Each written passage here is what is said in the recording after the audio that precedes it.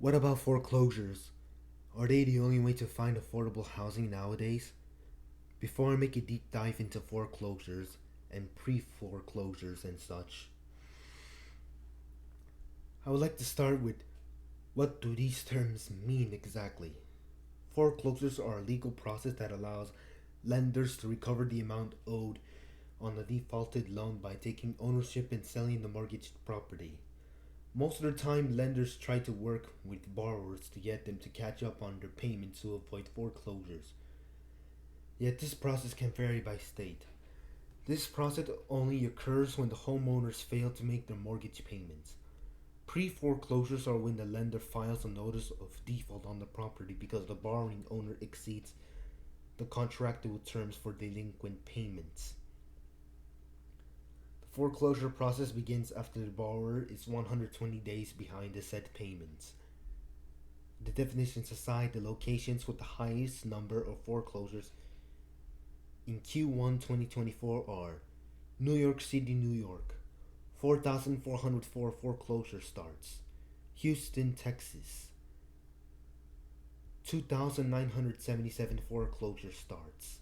Chicago, Illinois, 2,867 foreclosure starts. Los Angeles, California, 2,398 foreclosure starts. And Miami, Florida, 2,319 foreclosure starts.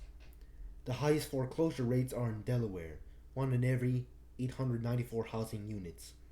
New Jersey, 1 in 919 housing units. And South Carolina, 1 in every 929 housing units.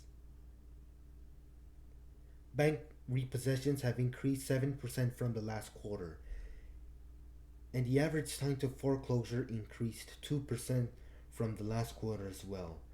The states with the longest average foreclosure timelines for homes in Q1 2024 were Louisiana, 2,641 days, Hawaii, 2,031 days, New York, 1,958 days, Nevada, 1,704 days, and Kentucky, 1,701 days. The states with the shortest average foreclosure timelines for homes in Q1 2024 were Montana, 123 days, Virginia, 152 days, Texas, 163 days, Wyoming, 191 days, and West Virginia, 217 days. In all, 67,357 households have started the foreclosure process in Q1 2024, up 2% from the last quarter and up 4% from the year before. So, in summary, the foreclosure rates are increasing nationwide, and this is only just by the numbers.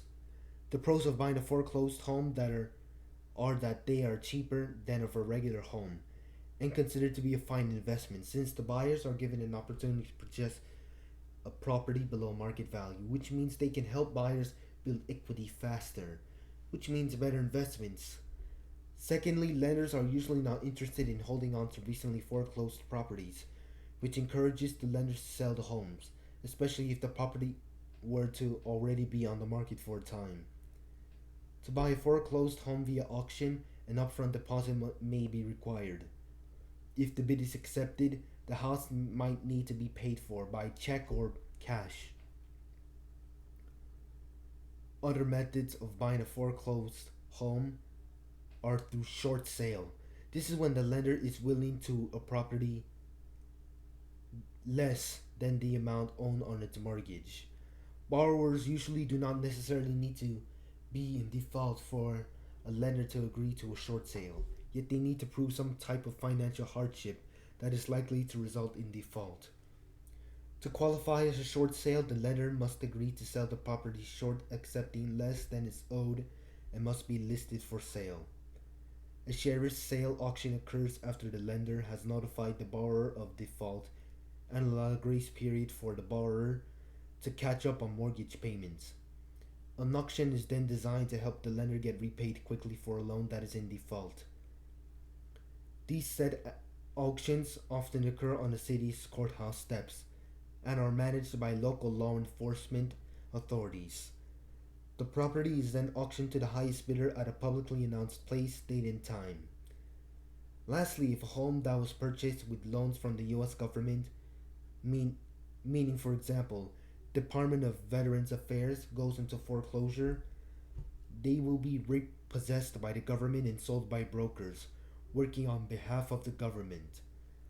A government registered broker must be contacted to purchase a government owned property. Lastly, now unrelated, the reason why regular homes are even increasing dramatically has to do with the law of supply and demand, where many people want to purchase homes, yet unfortunately, there are simply not enough homes on the market. Not only that, but the COVID 19 pandemic was also put to blame, as well as national inflation and rising mortgage taxes and loan rates. Wrapping this all up, all I can say is that a home that had been foreclosed at any moment and is also at the same time not yet sold, that will be the perfect home just for me and others like me,